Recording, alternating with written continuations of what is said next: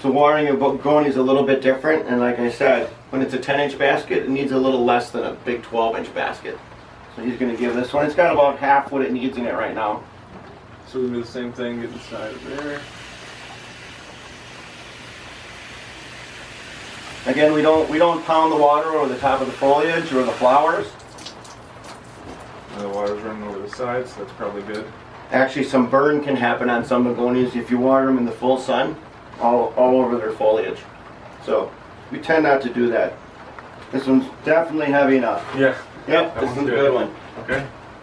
Then we're going to go to this big basket here, which is a 12-inch. I can show you the bottom of this basket. It's much larger. This is a very large dragon wing begonia basket. They too can retain the water a little bit better, but it's a big plant. Again, finger test the soil. I can tell you right now this one needs some water. It's probably about halfway what it needs. Alright, so I'll get in there with the wand again. Jared was talking about channeling before.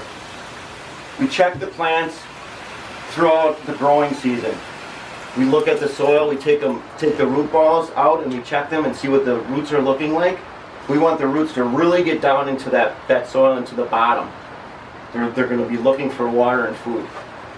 This one's definitely heavy enough just with one shot. Alright. Yep. So that one's good. Yep. So what we'd want to see too, if what we do here at Ebert's, when we're checking the roots of especially baskets, but all plants really, we'll actually tip the plant out of the pot, out of the basket. We may not be able to do that now with the size they are, but when we check them earlier, occasionally what we'd see is like half the soil would be wet and half of it would be dry after just one watering. So that's what we're talking about. We don't want to see that unevenness. We want to see the entire thing completely saturated, and then you want to let it dry out until you can reapply water later. Here we have a tan basket, a 12-inch. This is our popular geranium combos, and they have a multitude of items in them. Geraniums, Nemesia, there's some verbena, lobelia. They all need special care, but it's kind of simple to do with the watering as well. And I wanted to mention that if you're feeding your plants and it's a fertilizer day for you at home, same thing applies. You saturate the plant the same way. You want to make sure that it's going to get the amount of food it needs. So we're just going to sneak again inside there because we don't want to ruin the foliage.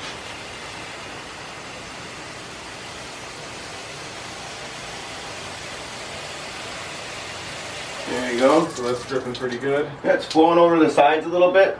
That's all fine and dandy. That's what we want to see. And we'll give it just a little bit more. Mm-hmm. 1 second shot.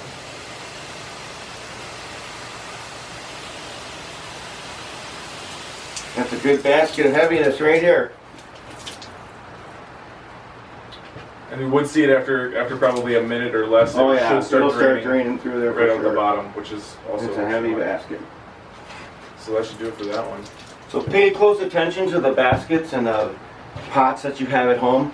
All of your items that are in full sun, check them more frequently.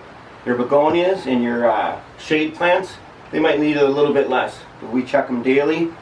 Some of them get watered twice a day. If it's 90 degrees and sunny for a stretch of a week, you're going to need to check them. Absolutely. The plants up here, we love all of our plants. We give them our love.